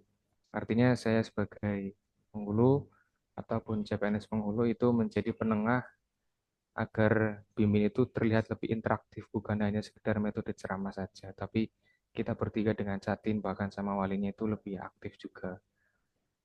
Ini juga sama, nanti yang didapatkan dari Catin itu ada hadiah khusus. Bisa yang pertama saya ada semacam kayak aplikasi khusus penghitungan keluarga keuangan, sama ada nanti ada piagamnya. Kemudian dari poin D ada kegiatan pemecahan core isu. Yang pertama penyiapan awal dan konsultasi awal, ada konsultasi sama kepala KUA. Kemudian mengidentifikasi Catin yang akan menjadi target. Kemudian yang kedua yaitu pengidentifikasian kebutuhan personal calon pengantin. Yang pertama adalah merancang kuesioner seperti yang saya sudah bilang, kemudian mendistribusikannya, kemudian setelah didistribusikan menganalisis sebenarnya apa sih kebutuhan pasangan tersebut, gitu nanti ada secara otomatis. Nanti dari kegiatan 2 itu mulai kegiatan yang ketiga, yaitu membuat materi interaktif dan marriage starter kit. Yang ini adalah hadiah dari saya untuk calon pengantin. Nah, nanti ada marriage starter kit atau peralatan menikah pemula gitu kalau misalnya saya katakan. Nanti di sini saya buat 2-3 modul. Ini juga modulnya praktis, artinya tidak terlalu panjang tapi mencakup semuanya. Kemudian nanti ada merancang isi marriage starter kit. Nanti saya ada template anggaran, kemudian ada tempat lembar diskusi, sama nanti ada lembar komitmen yang bentuknya kayak sertifikat gitu. Jadi ada lebih ke ranah psikologi. Oh ternyata bimbingannya enak ya kayak gitu. Jadi ada lebih, ada kenang-kenangan lembar komitmen, ada kenang-kenangan aplikasi, ada kenang-kenangan marriage starter kit juga. Kemudian membuat semua materi dalam bentuk format digital PDF. Setelah itu nanti ada poin yang keempat, yaitu pelaksanaan bimbing interaktif dengan metode workshop dan lembar komitmen pasangan. Nah di sini itu tugasnya salah satunya sebagai membuka sesi dan menjelaskan hasil identifikasi yang tadi sudah otomatis keluar. Kemudian saya sebagai memfasilitasi workshop itu tadi, kemudian mengarahkan Catin untuk berdiskusi aktif menemukan solusi sampai nanti ada lembar komitmen pasangan.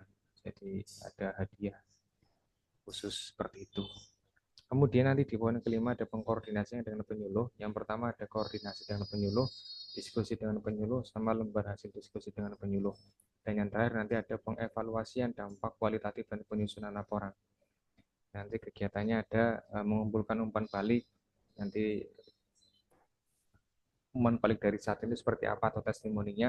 Kemudian dari poin-poinnya menganalisis perubahan pemahaman.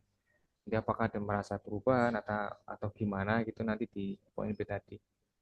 Kemudian yang C adalah menyusun laporan aktualisasi, dan yang D melakukan konsultasi final laporan dengan mentor atau kepala KUA dan coach. Terima kasih, itu dari saya. Mohon izin koreksinya. Sudah, terima kasih. Iya, terima kasih Mas Abu Muhni Rizkan ya. Tadi teman-teman sudah sama-sama melihat presentasi yang telah dilakukan gitu ya untuk gagasan-gagasan pemecahan core issue dan kegiatan-kegiatan yang telah dibuat tuh ya. Boleh Mas ke awal di atas di bagian awal di keterkaitan dengan agenda 3 sumber isu dan keterkaitan dengan agenda 3. Nah, ini ya deskripsi.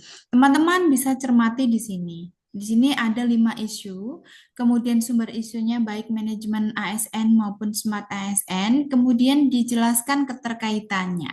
Nah, yang kami minta di agenda 3 ini adalah keterkaitannya dengan agenda 3 betul, tetapi nanti gitu ya, ini adalah pengembangannya besok pada saat teman-teman betul-betul membuat rancangan aktualisasi. Sesungguhnya pada deskripsi isu tidak hanya keterkaitan dengan agenda 3 saja ya teman-teman, tetapi di sana teman-teman butuh mengungkapkan namanya data, fakta gitu ya, yang terkait dengan isu tersebut. Kemudian ada penyebabnya, kemudian ada dampak dan pihak-pihak yang terdampak.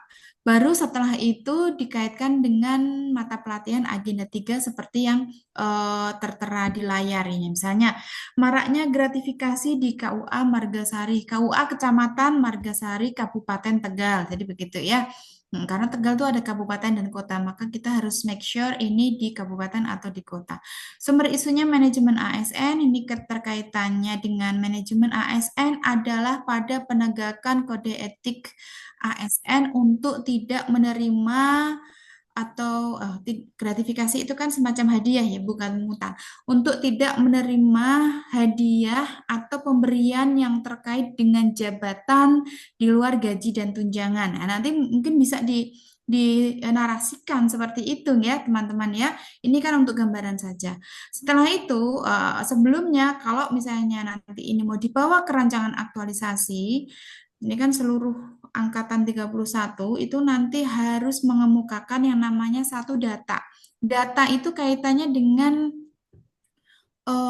paling mudah itu dengan data kuantitatif. Misalnya dalam berapa minggu gitu ya, dalam 1 minggu saja terdapat sekian kasus pemberian gratifikasi.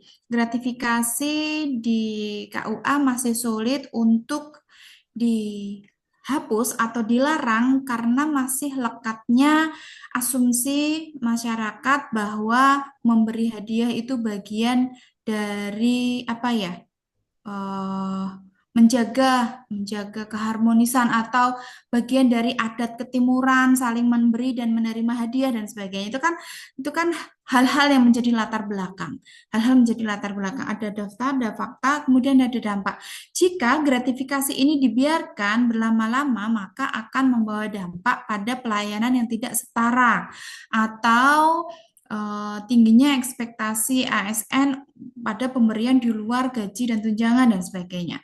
Nanti berimplikasi kepada memburuknya citra KUA sebagai instansi pelayan masyarakat karena menerima gratifikasi dan sebagainya. Nah, itu nanti akan dikemas ya, teman-teman ya, di dalam mendeskripsikan isu pada saat membuat RA. Nah, untuk LK3 ini LK5 agenda 3 ini sudah ideal, sudah sesuai. Jadi untuk yang tadi misalnya belum paham mengaitkan manajemen ASN, cek apakah ini terkait dengan hak kewajiban, apakah terkait dengan kode etik, kode perilaku, apakah ini terkait dengan kinerja, apakah terkait dengan sistem merit, apakah terkait dengan reward punishment, dengan apalagi itu jabatan, tusi dan sebagainya. Kalau Smart ASN, lihatlah keterkaitannya dengan pilar-pilar literasi digital yang ada 4. Kita acuannya ke pilar literasi digital dari Kominfo ya teman-teman, karena sesungguhnya literasi digital itu ada banyak versi. Ada yang dari Japelidi, Jaringan Penggiat Literasi Digital. Mereka juga memiliki indikator-indikator peningkatan literasi digital tersendiri. Tetapi kita khusus untuk pelatihan dasar, kita acuannya menggunakan literasi digital yang telah disusun oleh Kominfo waktu itu sebelum Komdigi gitu ya. Nah, di sana ada 4 pilar. Nah, ini kaitannya dengan apa? Nah, ini oleh Mas Abu Muni ini sudah tepat ini rendahnya pemahaman masyarakat tentang persyaratan nikah di KUA Kecamatan Margasari Kap Tegal kaitannya dengan digital skill. Digital skillnya apa? Mereka kurang apa gitu ya? Atau staf KUA kurang melakukan apa? Kurang membuat konten edukatif, belum adanya atau belum banyaknya digital culture, belum terbentuk budaya digital gitu ya. Media sosial ada di mana-mana, tetapi masih digunakan untuk personal, tidak untuk digunakan kebutuhan-kebutuhan layanan. Kemudian digital etik, misalnya pada saat ada konten-konten sosmed dan lain-lain itu ada informasi yang disebarkan yang tidak akurat, maka KUA butuh menguatkan digital apa tuh namanya layanan-layanan digital agar bisa memberikan informasi yang lebih akurat dan sebagainya. Nah, ini biasanya gitu ya. Posisi Smart ASN itu ada di dalam gagasan pemecahan isu. Jadi misalnya kaitannya dengan yang pertama tadi siapa Mbak Ratih ya. Mbak Ratih misalnya tadi awalnya belum ada SOP, kemudian belum ada langkah-langkah apa K3 di laboratorium biokimia UIN begitu ya. Nah, kita pakai kerangka smart nih. Tadi kan teman-teman sudah menuliskan di dalam Mentimeter Smart ASN. Nah, Smart ASN 2045 itu yang bagaimana? Tadi katanya inovatif begitu ya. Nah, wujudkan dong di sini di gagasan pemecahan isu, buatlah kegiatan yang inovatif atau kreatif, buat kegiatan yang kreatif. Memanfaatkan media digital, kan tadi ya digital mind-nya tuh kuat begitu.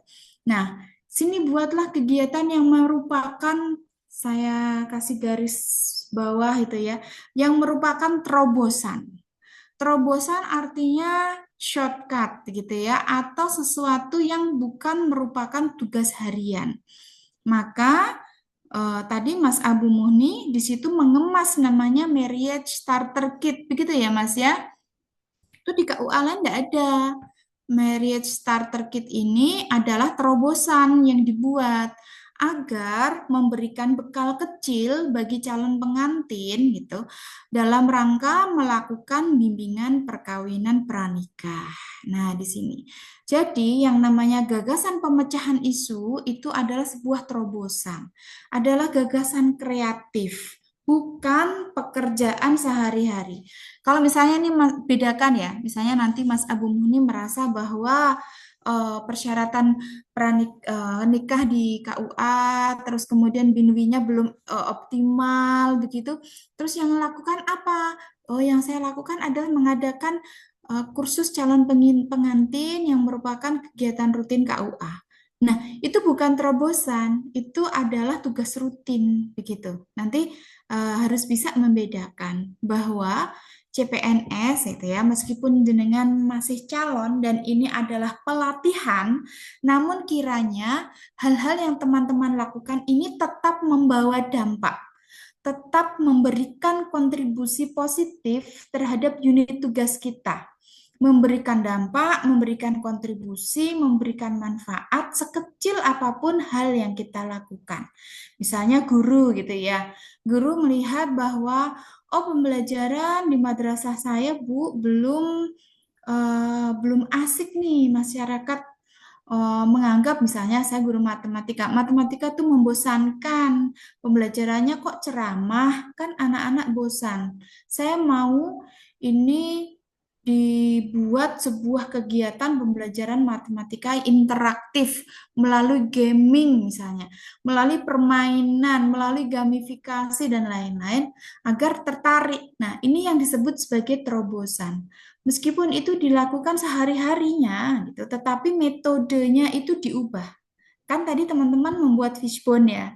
Fishbone itu ada manpower, ada milieu, method, begitu ya, apalagi yang satunya. Nah, itu teman-teman fokus di mana? Akan mengubah metodenya kah? Akan menguatkan manpower-nya? Akan membuat lingkungan yang baik begitu ya? Nah, ini adalah pilihan-pilihan kita. Karena tidak mungkin kita nanti mengintervensi semua penyebab. Bu, saya mau ini juga manpower-nya saya atasi, milieunya juga saya ciptakan agar ada lingkungan environment yang lebih positif. Lalu saya juga akan memperbarui metode dan lain-lain. Nah, ini nanti akan tidak selaras, akan tidak masuk tidak realistis karena teman-teman aktualisasinya hanya sebentar. hanya dalam waktu lebih kurang 30 hari itu 5 sampai 6 minggu. 5 minggu sebetulnya. Karena ada masa awal perancangan dan masa akhir pembuatan laporan. Ini praktis hanya 5 minggu. Hal kecil apa yang bisa kita berikan gitu ya dalam waktu 5 minggu ini untuk menjadi gagasan kreatif menyelesaikan isu.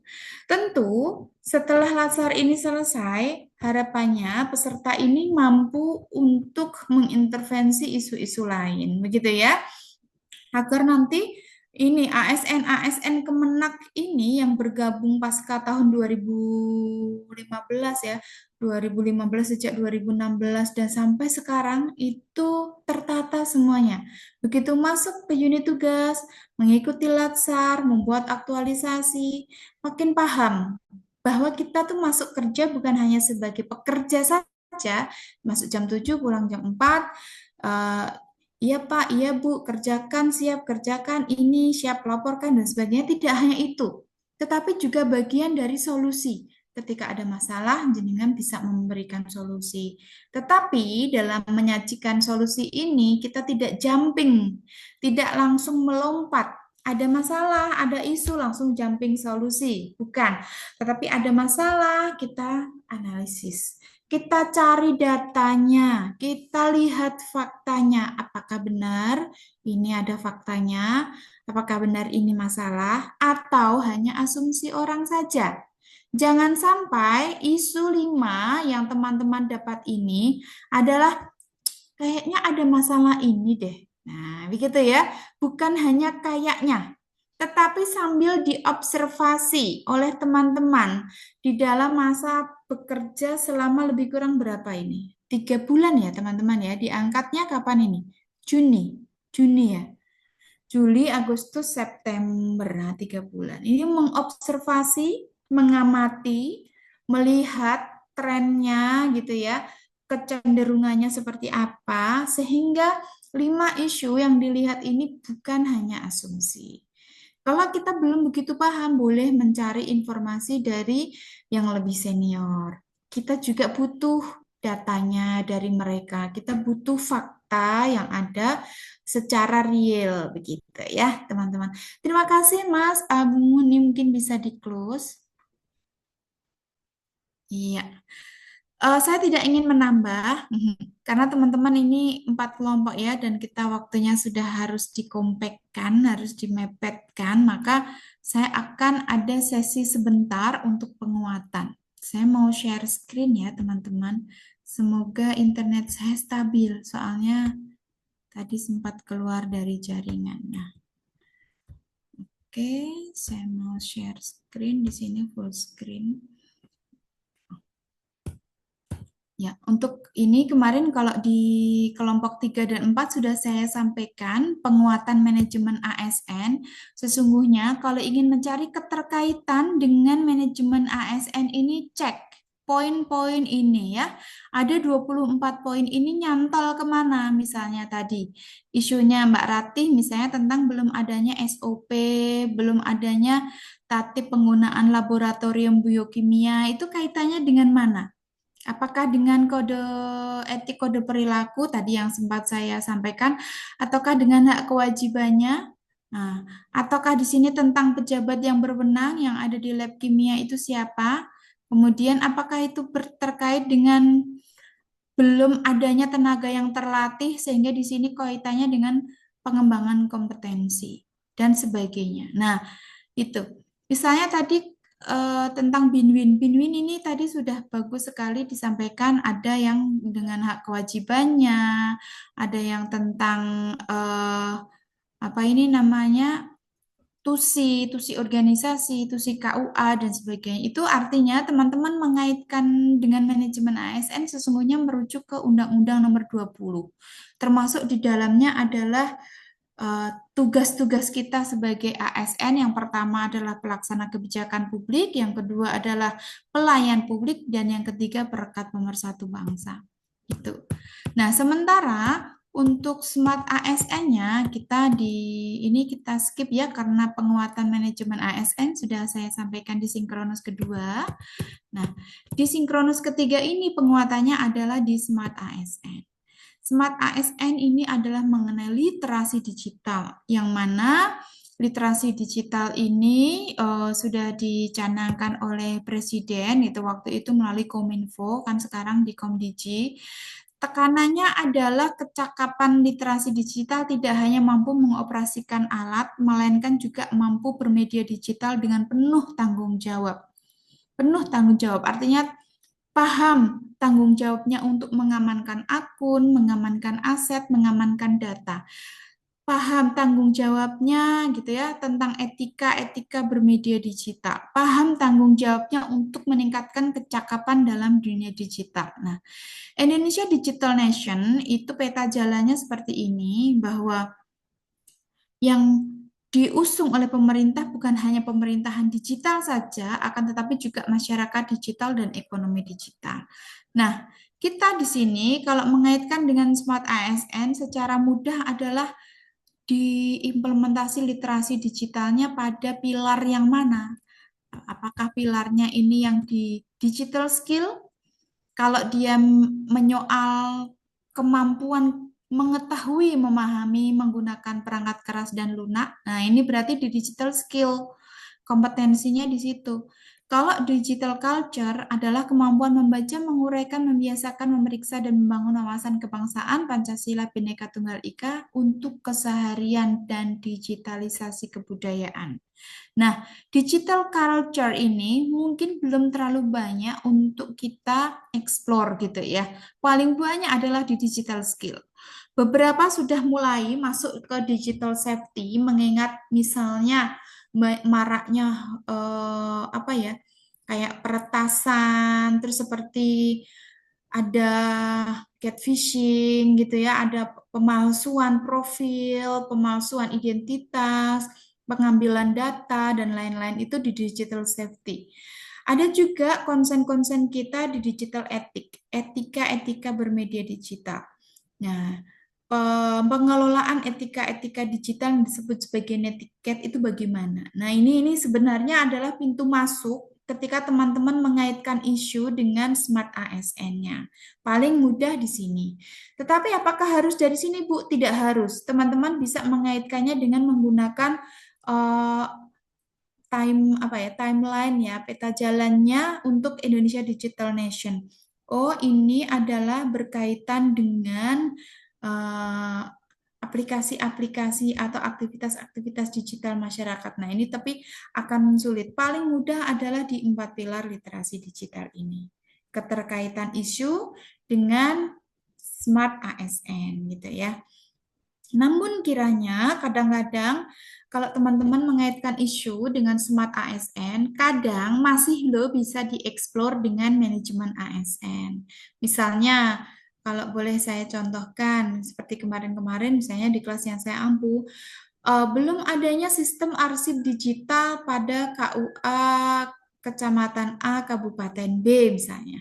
Nah, arsip digital itu masuk misalnya di pilar literasi digital skill masuk karena keterampilan untuk mendokumentasikan data dan dokumen begitu ya, itu penting untuk pegawai bisa mengoperasikan piranti lunak, alat scanner, kemudian bisa menyimpan di drive dan sebagainya. Nah, penyimpanannya ini masuk dalam digital safety gitu ya, bahwa drive disimpan dengan ini yang aman, Pak, di password, kemudian dienkripsi dan lain-lain. Nah, kemudian di digital etik misalnya data ini dijaga agar tidak ada kebocoran dan tidak ada namanya pegawai yang menyebarkan data digital di media sosial pribadi dan sebagainya.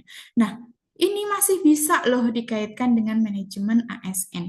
Pada tugas dan tanggung jawab, misalnya di sini teman-teman yang melakukan adalah calon penghulu. Tugas dan tanggung jawab penghulu gitu ya untuk mengamankan dokumen-dokumen nikah gitu. Nah, ini masuk baik di Smart ASN maupun di manajemen ASN. Nah, pilar-pilar literasi digital itu sesungguhnya disusun gitu ya.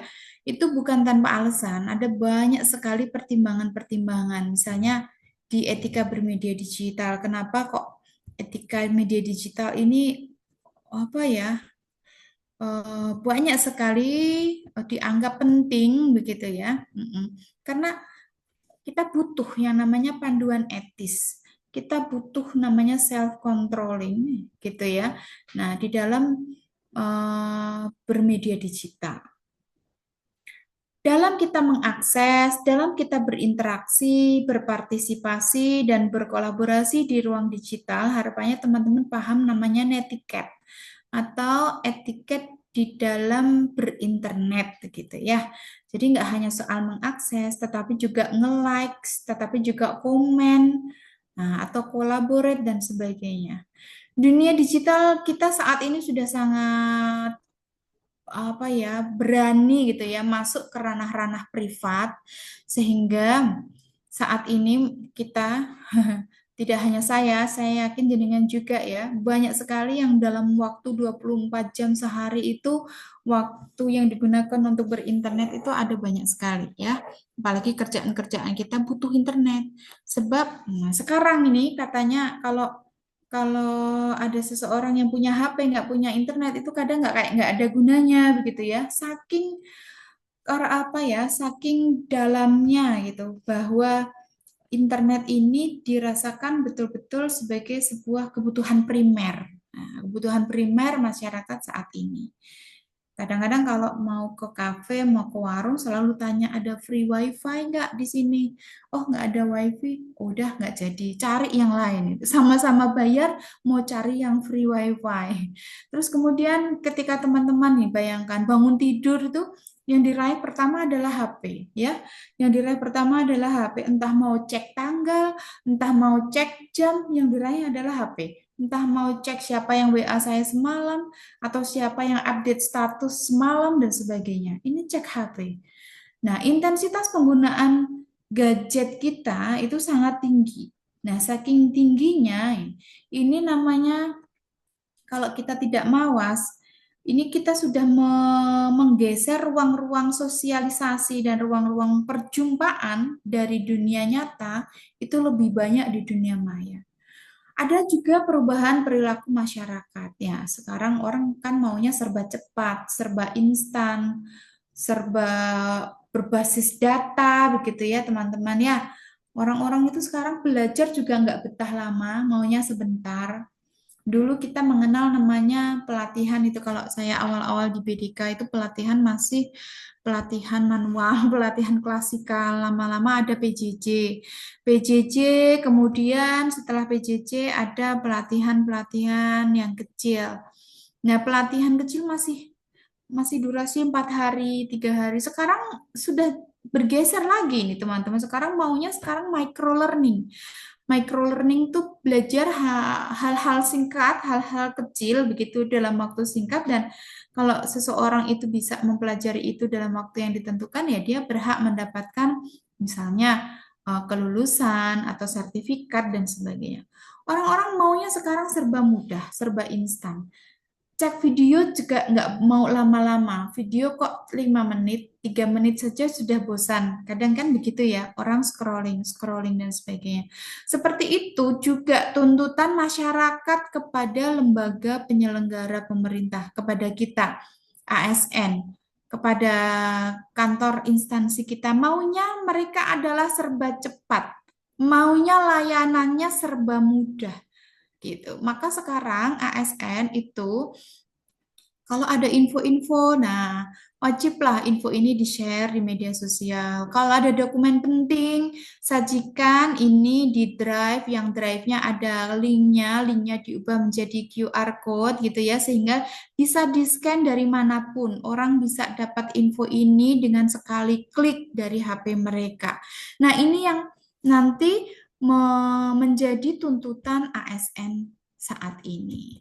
Nah, untuk digital skill dinyatakan cakap itu ada banyak sekali indikatornya. Ini dasar-dasarnya ya teman-teman ya. Dan ini berubah. Ini dibuatnya tahun berapa? Tahun 2020. Kominfo Cyberkreasi dan Deloitte. Ini tahun 2020, teman-teman. Sekarang itu sudah berubah. Sekarang orang itu enggak lagi mencari info pengetahuan dasar di search engine, di Google. Enggak mau lagi googling. Kalaupun googling nanti lihatnya dari Gemini Google. Apa sih? Misalnya, manfaat kunyit adalah gitu. Sudah. Enggak pakai terus kunyit terus diklik plus gitu ya, manfaat plus kesehatan. Enggak lagi. Orang sekarang maunya serba cepat, serba instan. Termasuk misalnya, mengapa kunyit berwarna kuning dan tidak berwarna merah? Itu semua kata-kata ditulis. Tidak lagi di sini butuh skill untuk bikin keyword yang bagus itu. Karena nanti AI, kita ada di zaman AI sudah merangkum, mereka sudah bisa menangkap keywordnya. Sehingga search engine, nah, sekarang kita masih tetap perlu gitu ya. Tetapi ini sudah sedemikian berubah. Orang sudah lebih banyak berinteraksi menggunakan ChatGPT, Gemini AI gitu ya, Copilot dan lain-lain daripada googling, Yahoo, Bing, apalagi Baidu. Teman-teman pernah ini nyari info di Baidu atau Bing misalnya. Paling banter di Yahoo sama Google ya. Selain itu dengan ChatGPT, langsung di ChatGPT. Nah, apa yang disebut sebagai digital skill. Nah, ini kita arahnya yang di kuning-kuningnya saja ini ya, bahwa mengarah kepada kemampuan individu untuk mengetahui, tidak hanya tahu, tetapi memahami, tidak hanya paham, bisa juga menggunakan perangkat keras dan piranti lunak, TIK, serta sistem operasi digital di kehidupan sehari-hari. Ini yang namanya pendidikan. Pendidikan itu paham, tahu, bisa gitu ya. Kalau teman-teman nanti ada ingin mengintervensi pengubahan pemberdayaan SDM-nya, manpower-nya yang bermasalah, saya ingin mengintervensi di manpower, saya ingin menggunakan media pembelajaran yang edukatif, lain-lain. Edukasi ini terdiri atas 3 hal ya teman-teman. Ada ada 3 indikator aspek kognitif, afektif, dan juga psikomotorik. Nah, hati-hati dengan diksi edukasi. Kadang-kadang kita hanya ingin mensosialisasikan, misalnya dalam kasus tadi misalnya sosialisasi SOP. Terus apa tadi Mbak Rati tentang K3 lah, K3 di laboratorium biokimia UIN misalnya begitu ya. Itu sosialisasi boleh, tetapi kalau Anda menggunakan diksi edukasi misalnya, kita menggunakan diksi edukasi akan dituntut indikator pencapaiannya. Indikator pencapaian edukasi itu paling tidak minimal 3 tadi ya, dari aspek kognitif, aspek afektif, aspek psikomotorik. Ini teman-teman yang guru dan dosen sangat paham ngelotok sekali soal ini. Nah, nanti dimanapun kita, kalau teman-teman misalnya gagasan pemecahan isunya itu ya, itu pasti akan diminta ini bisa diukur dengan cara apa gitu. Nah, di sini teman-teman bisa menggunakan pilar-pilar literasi digital, entah pakai Google Form, entah dengan observasi digital dan sebagainya. Nah, pilar yang selanjutnya dari 4 pilar adalah aman bermedia digital. Ini pasti paham ya, betapa banyak komputer, laptop yang kita gunakan itu saling silang ya antara akun pribadi dan akun lembaga, dan kadang-kadang kita akun pribadi satu email untuk semua. Itu kan agak berbahaya kalau email yang kita gunakan untuk banking, e-banking adalah email yang sama yang kita gunakan untuk mengakses aplikasi-aplikasi gratis begitu, misalnya kayak Mentimeter, Kahoot, Background. Kita pakai Gmail, kemudian e-banking pakai Gmail yang sama, kemudian menggunakan juga untuk email-email pribadi untuk urusan kantor dan sebagainya. Nah, nanti untuk aman bermedia digital adalah jalan panjang yang harus kita tempuh agar teman-teman makin paham bahwa keamanan digital itu penting, begitu ya. Jangan sampai nanti ada pembobolan akun, jangan sampai ada pencurian data, pencurian akun, dan sebagainya. Ini budaya bermedia digital, saya kira teman-teman bisa ngecek gitu ya. Untuk implementasi dan implikasinya, teman-teman bisa cek juga yang ada di modul. Sesungguhnya yang menjadi acuan dari pembelajaran agenda 3 adalah dua modul itu, baik modul manajemen ASN maupun modul Smart ASN.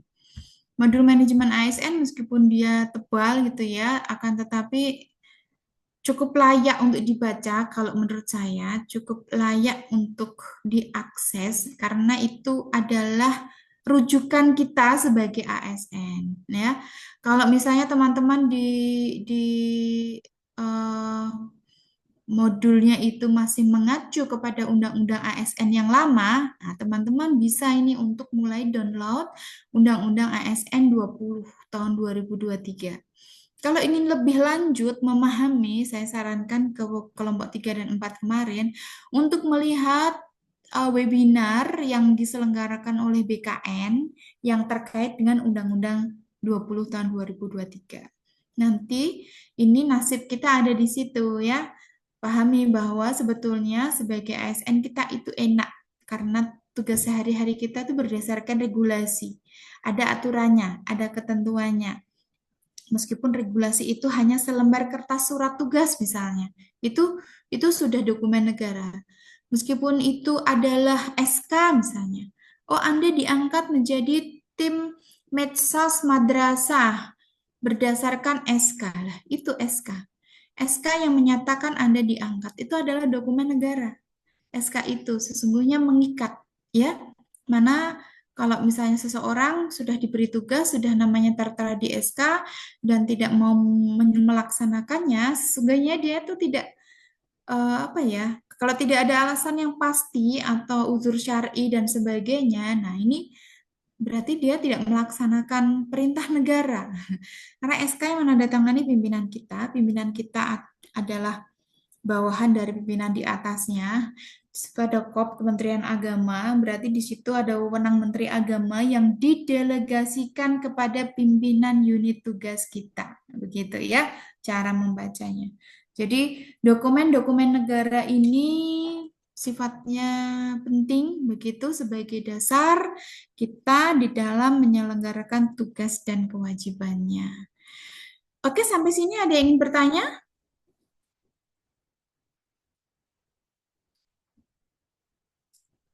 Apakah ada yang ingin bertanya? Oke. Jadi teman-teman untuk agenda 3 ya, untuk agenda 3 kita tidak bisa jauh dari modul manajemen ASN dan modul Smart ASN. Jadi itu. Nah, jangan sampai ini teman-teman tidak paham bedanya agenda 2 dan agenda 3. Agenda 2 adalah pada penekanan nilai-nilai atau core values ASN berakhlak. Ya, itu yang menjadi ruh dari Latsar gitu ya, agenda 2. Itu ruhnya Latsar.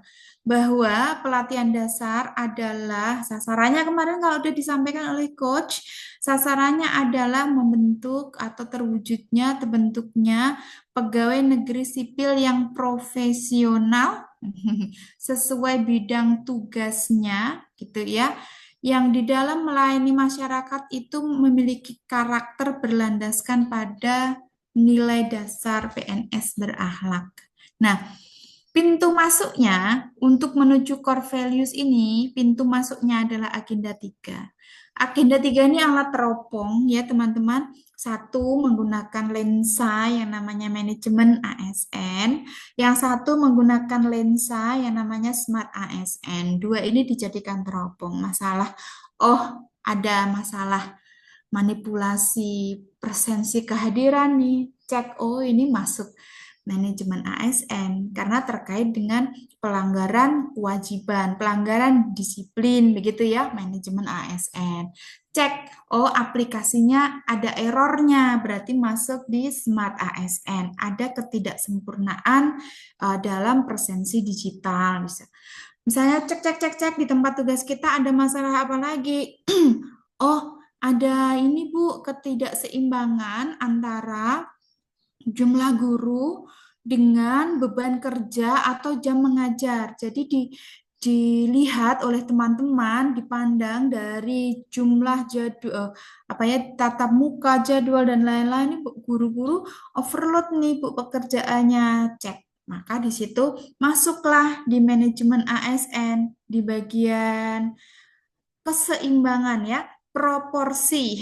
Di manajemen ASN kemarin kalau di kelompok 3 dan 4 saya sempat sampaikan asas manajemen ASN salah satunya adalah proporsional, maka di sini tidak proporsional antara jumlah SDM yang tersedia dengan beban kerja yang harus ditanggung misalnya. Oh, alat teropong manajemen ASN-nya jalan. Terus ada masalah apa lagi misalnya? Bu, di tempat saya belum ada kaitannya dengan ini ya. Belum ada SOP misalnya tadi. Oh, masuklah ini di manajemen ASN dan sebagainya. Di tempat saya ada kasus bullying. Kasus bullying terhadap siapa? Terhadap sesama guru di madrasah. Nah, teropong ini dengan manajemen ASN, Smart ASN.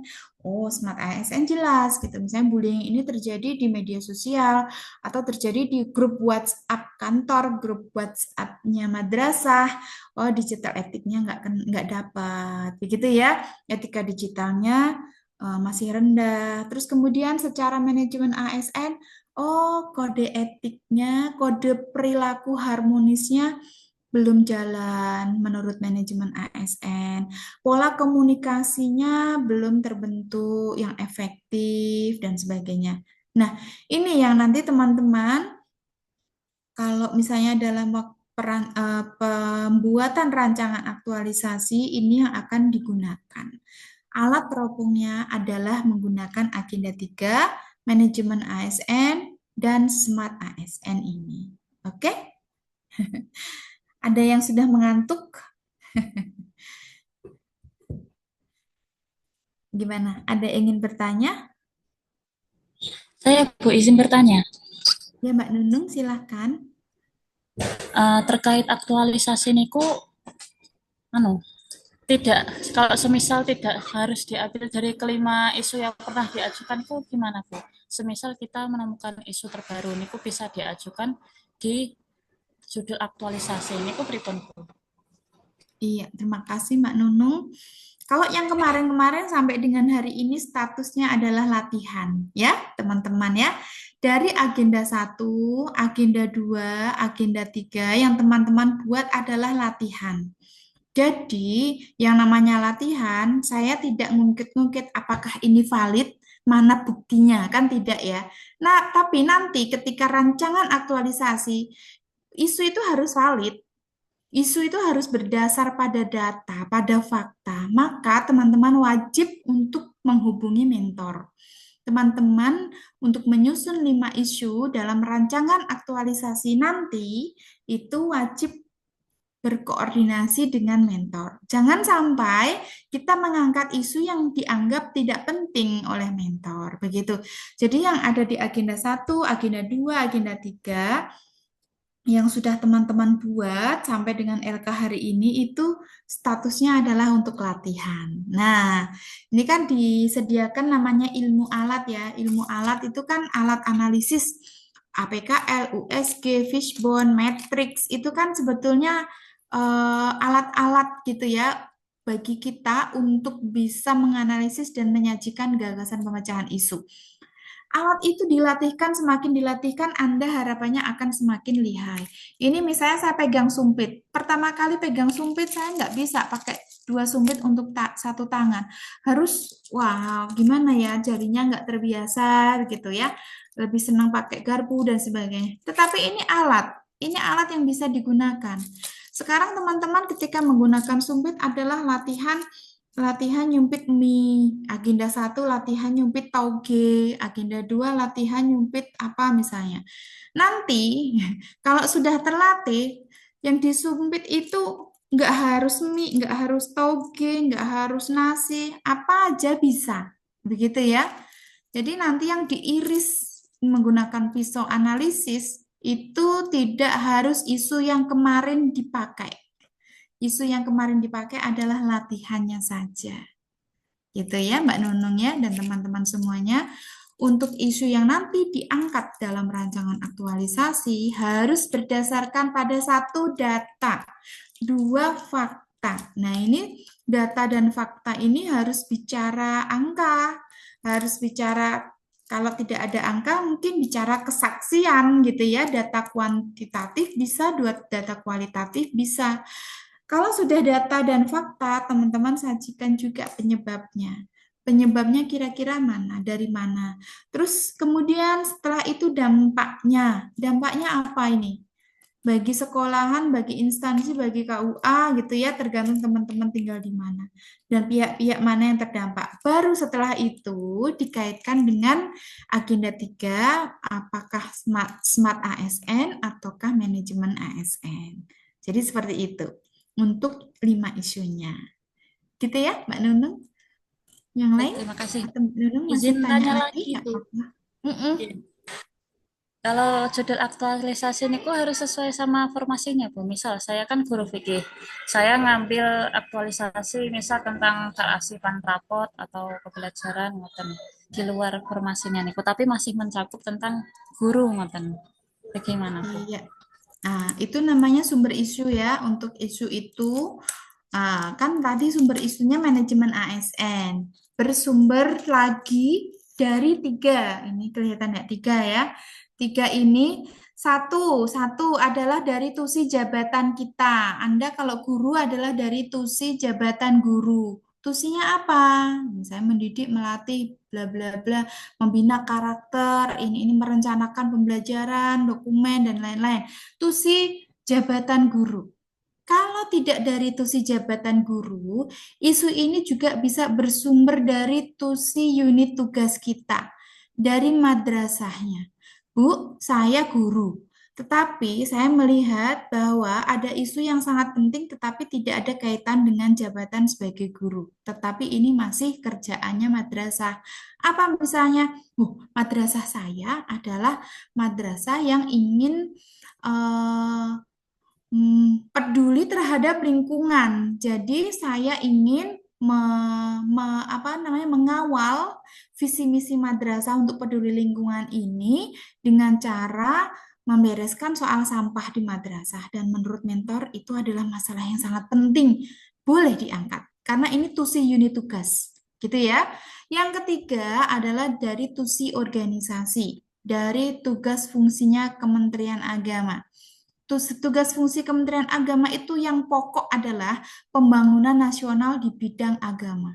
Kalau teman-teman mau lebih yakin, cek visi misi Kemenak, begitu ya, di Renstranya Kemenak, di Asta Protasnya Kementerian Agama, itu merujuknya ke sana. Tetapi kalau boleh dibuat prioritas yang lebih penting adalah dari tusi jabatan dan tusi unit kerjanya. Jadi misalnya jenengan di KUA sebagai penghulu, tetapi tidak ada masalah Bu dengan kepenghuluan, justru masalah yang lebih penting adalah di KUA Bu, saya di KUA ini sarana prasarananya, Masya Allah ini air bersihnya tidak tersedia, yang ada air kotornya, sanitasinya tidak terjaga, masyarakat yang mau menggunakan kamar mandi jadinya risih, citranya KUA menjadi buruk karena kebersihannya tidak bagus, sarprasnya tidak tersedia, dan lain-lain. Nah, ini nggak ada kaitannya dengan penghulunya, tetapi kaitannya dengan tusi organisasinya, tusi unit tugasnya, tusi KUA-nya misalnya, menyediakan sarana atau tata kelola. Di tempat saya belum ada SOP penerimaan tamu yang jelas dan bagus, sehingga kadang-kadang kalau ada tamu semua staf itu saling tuding-tuding, nggak tahu harus ngapain begitu. Nah, ini bukan tusi saya Bu, tetapi ini penting. Itu bolehkah? Boleh. Tentu koordinasi dengan mentor. Ya, agar mentor itu bisa nantinya perannya besar ya, mentor itu. Mentor itu perannya besar. 1, memberikan dukungan. 2, memberikan penguatan. Misalnya jenengan butuh apa, dia akan bantu. 3, mentorlah salah satu pihak yang bisa memberi pernyataan di akhir pelatihan dasar saat teman-teman seminar klasikal di BDK Semarang, mentor yang akan mengatakan bahwa ini aktualisasinya bermanfaat. Itu yang bisa mengatakan mentor, bukan saya ya. Bukan saya, bukan coachnya panjenengan, bukan pengajar, bukan penguji, tetapi mentor. Maka mentor itu posisinya sangat penting karena bisa memberikan klaim ini aktualisasinya bermanfaat dan memiliki kontribusi besar bagi kantor kami. Itu yang memberikan pernyataan itu mentor. Nah, disitulah teman-teman wajib kiranya untuk koordinasi dan kolaborasi bersama mentor. Oke, Mbak Nunung, Baik, terima kasih Bu pertanyaan feedbacknya. lain? Kalau tidak ada pertanyaan lain, ini sudah pukul 14.50. Nanti pada pukul 15.00, teman-teman sudah ditunggu beberapa ya. Ini di breakout room dengan Widya Iswara, begitu. Jadi izin teman-teman, ini nanti saya akhiri lebih dulu karena biar bersama coachnya bisa tepat waktu. Begitu ya. Mm-mm. Mari kita akhiri pembelajaran hari ini dengan membaca hamdalah bersama-sama. Alhamdulillah. Alhamdulillahirrabbilalamin. Pastinya saya sampaikan terima kasih seluruh yang hadir dari angkatan 31. Saya berdoa dan berharap semoga teman-teman semuanya selalu sehat, selalu lancar, dan lulus semuanya ya. Amin ya rabbal alamin. Rabbal Amin. alamin. Terima kasih Bu. Ini saya akhiri untuk pertemuan kali ini. Billahi taufik wal hidayah. Wassalamualaikum warahmatullahi wabarakatuh. Waalaikumsalam Waalaikumsalam warahmatullahi warahmatullahi wabarakatuh. wabarakatuh. Terima kasih Ibu. Monggo teman-teman, kalau mau menuju breakout room bisa langsung menuju room yang dimaksud.